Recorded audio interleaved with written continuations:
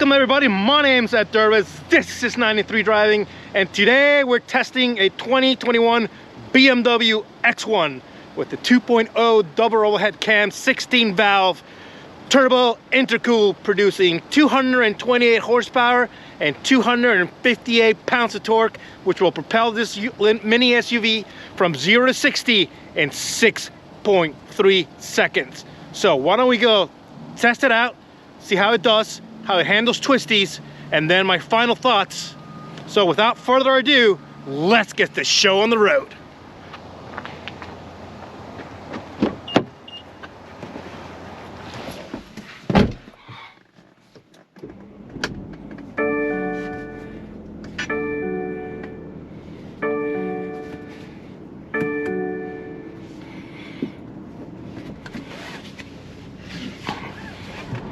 All right, testing the 2021 BMW X1. First, right off the bat, I have to say, is in regards of the quality in this car, it's top notch. Just like all the other BMWs that we tested, the X3 competition, the M4 that we just lately tested a couple weeks ago. All the materials are fantastic. The layout is great. You have an actual shifter that works perfectly well once you get used to knowing how it works. I've mentioned that before in videos, but you know, once you get used to it, it's like riding a bike. Same thing, climate control is simple to use. The button's right there. You don't have to go into the infotainment system to do this and the other like a lot of new cars. The display is fantastic. It's large enough. You have obviously your map, your Apple CarPlay. It all works perfectly well. And complete analog gauges with a small little digital display. Works perfectly well. This does have the night package, which does include the lighting inside. You can change it to different colors. Heads-up display works out perfectly well. It gives you everything you need. If you need directions for the map, it will give you direction for the map. It'll tell you if you're too close to another car in front of you, because it has all the systems for safety reasons. Other than that, it works very fine. Steering wheel's nice. It's got a nice thickness to it. This one, it does not have the sports package.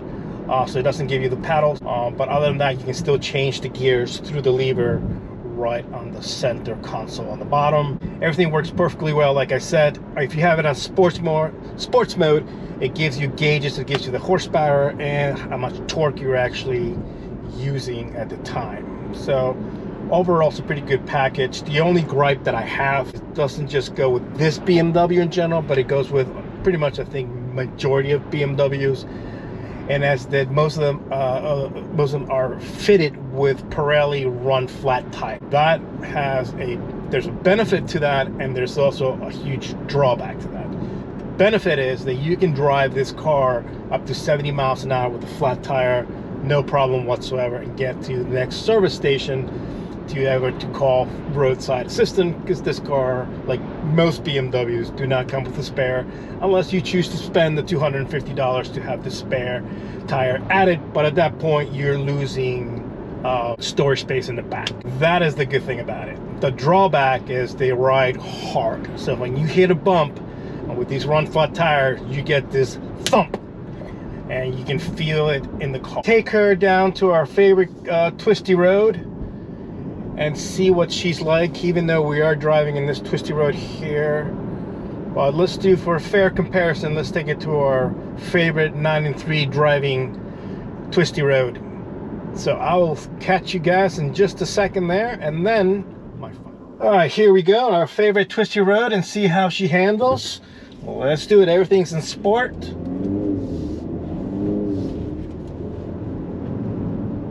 This is a great road, I have to admit. I would say this every single time.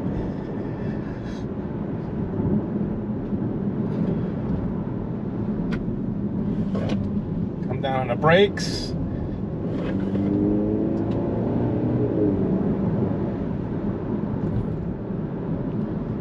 Steering wheel is nice and thick. You got a little bit of feedback. Not a lot of feedback, but you do get some feedback coming back, which is nice for a small little SUV like this. Brakes come on strong.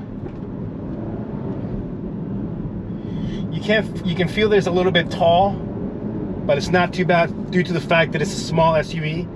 You can still take the twisty a little quicker than you would a much larger one like we did when we did the GLE. It was too big and too heavy. This is nice and light and more nimble. Let's see if it's got the power to crawl up the hill. Yep. Very smooth.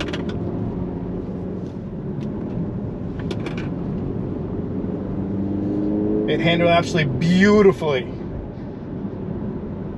No drama whatsoever. I think we could have gone a little bit quicker if it had better tires. This one's running on Pirelli's run flat, which affects a little bit of the handling. This would be much better if it had Michelin Superpilot Sports for sure.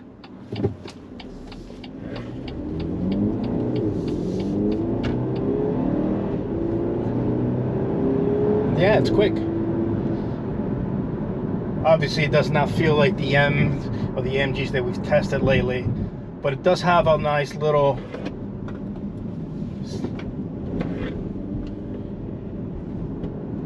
Yep, every time you point the steering wheel, it goes exactly where you want it to go. Coming up to the on-ramp here on the Parkway, and we'll give it a little stop and go. Give it the beans. Throttle.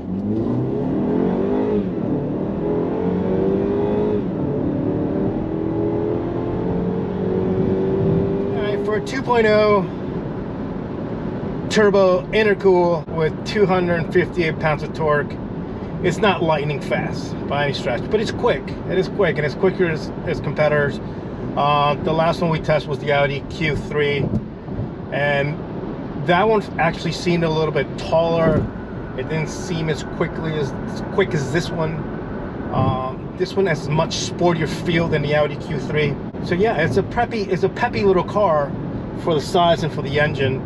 And the engine just suits it just perfectly fine. The only thing that I would have to say is that to be able to get the most out of the performance of the car, you need to keep it in sport. If you do keep it in comfort mode, you do have a little bit of that turbo lag. Gives you that, you have that split second of like, okay.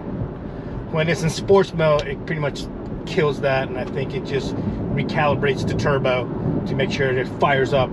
Right. My final thoughts with the BMW 2021 X1.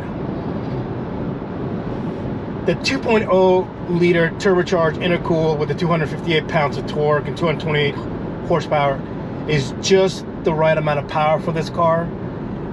It doesn't need any more. It could use, any car obviously could use a little more power, but it's just perfectly fine. It's a little quicker than all the other competitors in its class. All the technology works perfectly well. Optical CarPlay, like I said before, all the instrument cluster stuff is perfectly fine.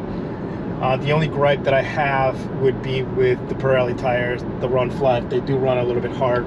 This car would be much better if it had Michelin Superpilot Sports or Season. Interior wise, it's perfectly sized for this car, for this little mini SUV. It's got plenty of room in the back. My daughter fits perfectly fine. We took a road trip on it with Highland County. Plenty of luggage in the back. That's due to the fact that it doesn't have the spare tire in the back. There's a compartment underneath that you can actually stow stuff in it as well. So it gives you a little more room to go ahead and stack things up. Other than that, it runs perfectly well. The head-up display is fantastic. Instruments are all laid out perfectly. One of the things that I have not mentioned is that this car is actually part of the 993 stable. It came into the stable about 2 months ago. It has about 2,300 miles on it now, and has been flawless in the last 2 months that it's been here at the 993 stable. I highly recommend it.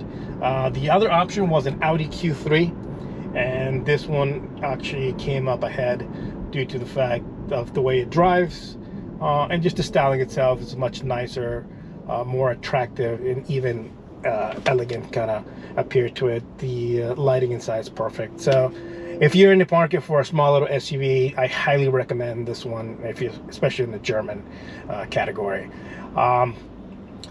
As always, I do appreciate your support. Do subscribe. I was looking at the analyticals on YouTube. 70% of you watching my videos are not subscriber. If you like the content, please subscribe. It helps the video, it helps the channel grow. Do comment, hit the notification bell, that way you know when the next video is coming. And more importantly, I hope everybody's having a fantastic weekend. There's a lot of traffic, obviously, this Saturday afternoon. But I look forward to seeing everybody in the next video. Until then, please stay safe and good.